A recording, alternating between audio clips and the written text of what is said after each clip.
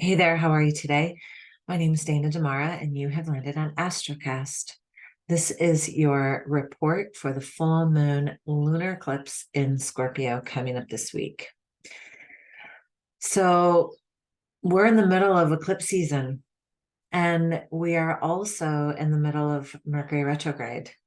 And before this lunar eclipse on May 5th, we are going to have Pluto go into retrograde as well. So there's a lot going on. I think the biggest theme for this lunar eclipse, full moon lunar eclipse, the biggest theme, the thing that you can really set into, you can bank on, is unexpected change. So a few things happening. First of all, lunar eclipse happens on May 5th, 2023 at 10:30 a.m. Pacific Standard Time. Now, not only do we have a full moon lunar eclipse in Scorpio, but I want you to think about this, right? So if the moon is in Scorpio, the sun is in Taurus, okay, because they're opposite one another. First of all, full moons are always intense, always. Full moons are going to show you where you need to let go. Full moons are going to show you where you need to celebrate, like what you have been working on since the new moon Aries. And even before that, all the way back to November 2021. November 2021. So some of the lessons, some of the projects, karmic activity, like whatever was going on for you in November 2021, have a little think just quickly of what was going on then. And some of those themes may come up for revisitation during this full moon or for closure. All of that is up to you, right? And something I want to say about these readings that I offer, okay? There is so much more when I talk to people and they say, is this full moon going to affect me because I have my moon in Scorpio, for example, or my sun in Scorpio? I say, it might, but there's a few things to consider. First of all, you're not just your sun sign. You are your moon sign. You are your rising sign. You need to know where your North Node is. You need to know where Chiron is. You need to know where your Mars is. Like all these other things come into play, okay, with your astrological blueprint. So I could easily generally say, oh, yes, for sure, it's going to affect you big time. But that's not a true statement. A true statement is it might, but it also depends on your free will. Like, can we remember that we have choice?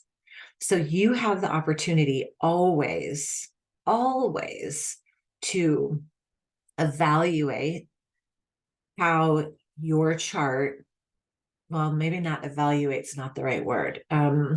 Interpret, interpret how your chart is affecting, is commingling with what's happening now. Oh, that was challenging to say. So you have the opportunity to shift your perspective on how is this landing for me? Because if I take my chart and put it up against what's happening right now, or your chart and put it up against what's happening right now, there's multiple interpretations. Okay. So what I'm offering you is a generalization of what's going on. Okay. So keep that in mind. Okay. May 5th, 2023. There's another thing happening with this full moon, the numerology. The numerology is huge. Okay, so remember, Mercury's still in retrograde. It is past the Cazimi, so it's after it hits the center of its retrograde. That's great. But on May 1st, Pluto goes into retrograde. Okay, so if you remember, Pluto's been sitting in Capricorn forever, seems like forever, went into Aquarius, now coming out again, back into Capricorn. Not yet, but it's going into retrograde. So it'll hit Capricorn, back into Aquarius, back into Capricorn, and then finally into Aquarius next year. Okay. But what's important to note is that you're going to have two planets in retrograde during this full moon Scorpio eclipse. Okay. And the number 5 is huge. It's huge. Number 5 represents change, represents shifting, represents bringing heaven into earth. Like the number 5 is all about change. And you've got 5, 5. Okay. And the sun and the moon are at 14 degrees. 4 + 1 is 5. So you've got this quadruple 5 code. Okay. I'm going to show you this thing so that you don't think I'm a total nerd. Well, you can think I'm a nerd. It's totally fine, because I am when it comes to this kind of stuff. I love it. Okay. So here's all your planets way up here, right? So Uranus is sitting within 4 degrees of the sun. That's going to be huge. Directly across from it, bam, there's the moon, 14 degrees. But look at, you also have Mars coming up across the horizon. Okay, so here's Venus. Venus is also sextiling Jupiter. That's huge. I'm going to go through all of this with you guys. And then Neptune is also trining. I'm sorry, Venus is sextiling. I think I said sextiling Jupiter. And then Neptune is also trining Mars. So those two aspects during this full moon is going to kind of calm down the energy, but it's still going to be intense. Okay. So let me go through this with you. First of all, number 5. Number 5, all about change, all about shifting, all about being flexible, all about welcoming the unexpected, all about awakening to something that you just never realized before. It could have been something that was happening for you all this time, but you didn't have enough insight or clarity or information to have that aha moment. This full moon is filled with aha moments, filled with aha moments. One thing I'll say with this full moon is to take the time to drop into whatever practices you have that offer you clarity, insight, meditate, go surf, go yoga, go nature, whatever it is that supports your ability to drop in to something bigger than you, do that. This full moon is all about cleansing, right? So this is a huge, because it's Scorpio and because Pluto's going into retrograde. Pluto and Scorpio both want you to be empowered. Let me stop share for a second. Pluto and Scorpio both want you to be empowered, right? So there's always two sides to the coin. So Pluto and Scorpio both are about empowerment. They're about going deep. They're about recognizing your power, noticing where you give your power away. So there may or may not be some sort of aha moment around how powerful you are. And maybe you forgot. Maybe something is going on in your life where you need to exude just a little more power. Or maybe the opposite of that is true. Maybe you're pushing too much. You're in a power struggle and you're wanting something to go your way. And maybe if you just let go for a second and give up a little bit of power because you're pushing too much, that may make the shift, you see? So it really depends upon you going into whatever practices you need to go into to get out of your thinking mind and drop into the heart so that you really can instinctually see where the shift needs to happen. Okay. Okay. All right. Let me go back here and share my screen. Whew. So good. Okay, so number five. Okay, this full moon, I have so many notes here. This full moon also will bring up deeper emotions, right? Scorpio wants to go deep. Scorpio's like, no more skimming the surface. We need to know the truth. We need to know what's happening. We need to know how to shift. What am I missing? Where am I going? When somebody asks you, how are you? And you say, fine, that's not going to work with this full moon. But so I would say, like, make your conversations authentic, as real and as deep as possible. Okay. Now I talked about these other aspects of Neptune. See the blue line over to Mars, and also Venus to Jupiter. So all this reading that I'm talking about, right? All of this intensity, the shifting, I haven't even gotten to Uranus and the sun yet, or Uranus and the moon, but those two aspects of Venus and Jupiter. First of all, Venus is all about abundance, love, money, what you value. Jupiter's expansion, right? Mars is all about initiation. Mars is about movement forward. Neptune is deep. It's your dreams, it's your fantasies, it's a sense of play, right? So all of that is asking you to use this aspect of play. And the number 5 is about play too. The number 5 is really asking you to take a playful approach to your situation. It's asking you to allow yourself to, I'm going to stop share for a sec. It's asking you to allow yourself some grace during this time, right? So sometimes I wrote about this the other day on Instagram. Sometimes I think we get on this hard and fast trail of like, I have to heal. There's something wrong. There's something wrong in my life. What's wrong? Well, something's wrong with me. Well, all of that comes from a deep, deep-seated belief that you're just not good enough. And nothing could be further from the truth. Nothing. But you don't want to diminish the value of healing, right? Like we all come onto this planet with some sort of work to do, but you don't want to spend your whole life thinking that there's something wrong, because there's really not. Everything is perfect, right? So there's that, we're walking that fine line with this full moon. We're walking that fine line of what do I still need to work on? What can I just purge? What have I done? Like, can I just let all of that go and then go back to November 2021? What are some of those themes that you've been working with, right? All right, let me share my screen again. Okay. So I'm going to keep I have like some really great journal prompts, but I'm going to keep them to the end. So going back to November 2021 and asking yourself, what have I been working on so diligently? And what can I just accept and move on? This is a big full moon to cleanse, to purge, to let go. Okay. And not only that, but eclipses also exemplify new beginnings. So be open to something new coming into your life.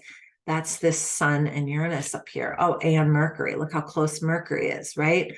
But the Sun with Uranus and Uranus across from the moon, Uranus is all about change. Uranus is about the unexpected. Uranus is about,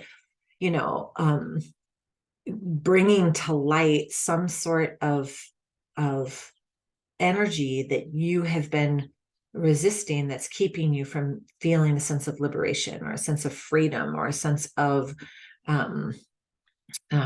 connection to everything. That's one side of Uranus. Uranus is also about the higher mind. Uranus is about higher inspiration. Uranus is about allowing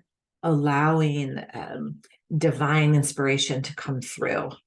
Right. So with Uranus cozied up like that to the sun and directly across from the moon, allow yourself some space to really ask yourself, what am I resisting?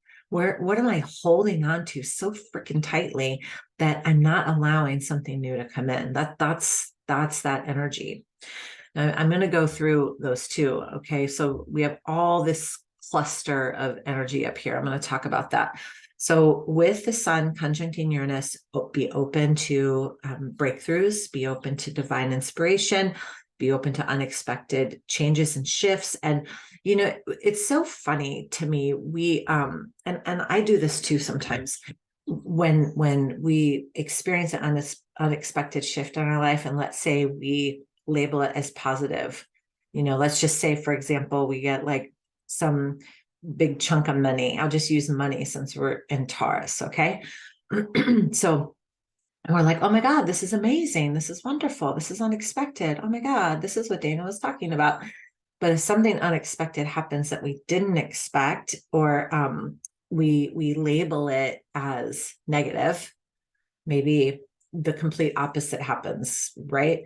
Maybe you owe somebody money that you forgot about. I don't know. Let's just use money again because it's so easy to envision for all of us, because it's a big part of our existence as a human. Then all of a sudden it's a problem. Why is it a problem? Why do we label something that we didn't plan on as negative just because it feels uncomfortable for a moment. But why, like, can you shift your perspective around something that might come into your life that's taken away or that feels negative in the moment, and say, okay, hold on, I'm feeling this. This feels super negative. I don't really like this, but I'm open to seeing the why. I'm open to understanding the why around this, the bigger perspective. This is what I'm talking about with Uranus and the sun. Okay. Okay. Let me share my screen. All right. So Mercury still retrograde in Taurus, Taurus, Scorpio, all about financial flow, all about your approach to abundance, all about money, wealth, prosperity. Isn't that interesting with all this stuff we have going on the planet? I try to not pay attention, only pay attention as much as I need to, and go inward. What do I value?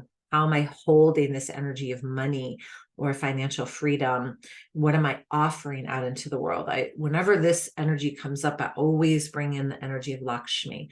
Lakshmi is the goddess of divine abundance and wealth and prosperity, but more than that, she is infinite generosity.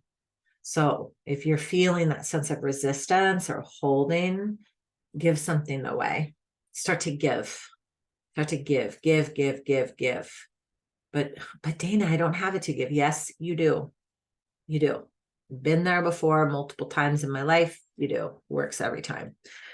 Don't take things personally during this time. If something gets pulled, the rug gets pulled out from underneath you, take a breath, get out of your ego and go, okay, this is happening for a reason. Good goddess, show me why. Mercury sextile Saturn. So I talked a little bit about that. Oh, I guess I didn't. Here's Mercury right up here. Here we go, right here. Mercury sextiling Saturn. Saturn's over here. So all the blue lines represent something that is harmonious. Okay. And sextiles are harmonious.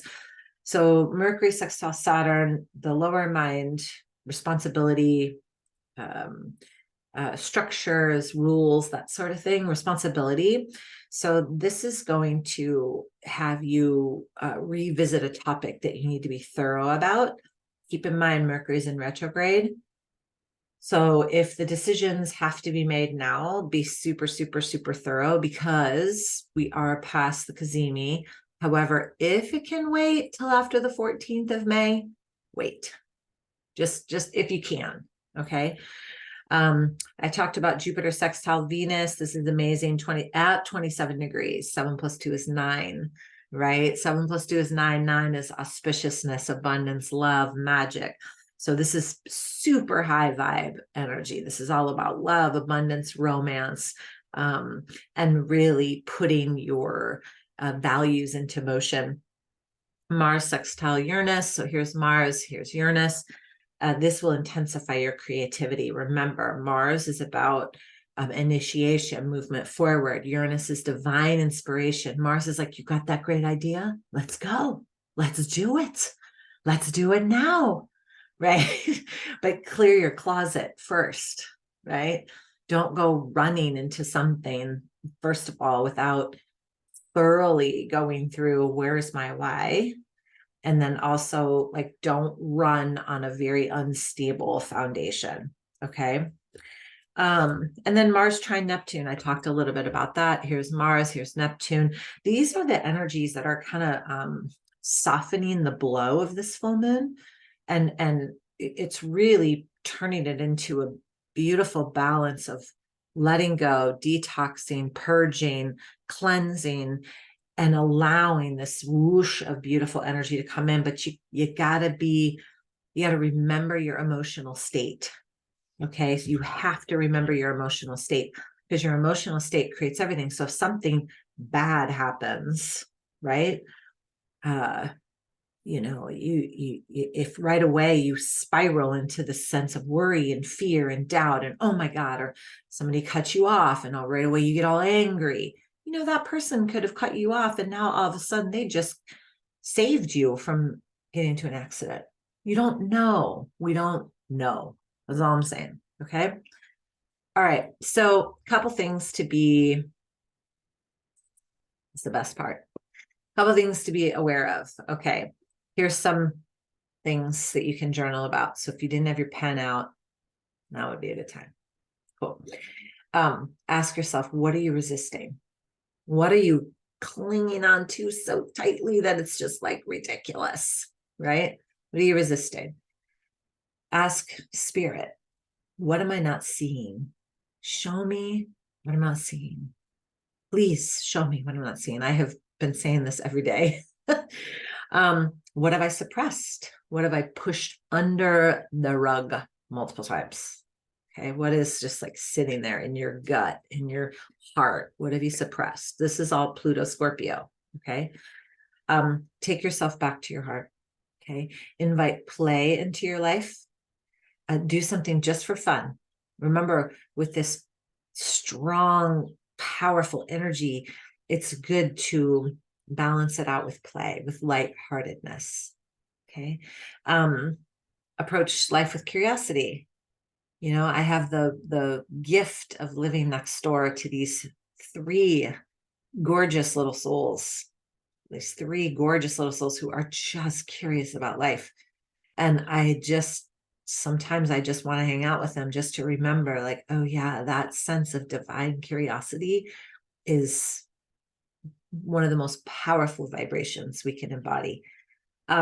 Do reflect on the past and sit with the uncomfortable emotions. Don't spiral out of control. Don't suppress them. Don't get all aggro about them. Just sit with them and ask yourself, whoa, this is interesting. Why am I feeling this? Where is this coming from? Welcome change, welcome endings, and go with the flow. Don't be in a hurry to act on anything, because something will reveal itself if you ask. You have to ask. And then the biggest thing is like release the things that you no longer want to hold on to or that just don't feel good. This is going to sound really funny, but I'm just going to tell you this story. Okay. So in my garage, I've had these like old remnants of carpets just kind of laid out because I just never liked the feeling of cold on my feet. Right. And it was just like, oh yeah, I'll just throw this down, just throw this down. Well, I started to get this feeling every time I would go into the garage, like I just feel icky, like, ugh, you know? So yesterday I went to Home Depot, finally bought like a thing that fit the garage and just like rolled it out.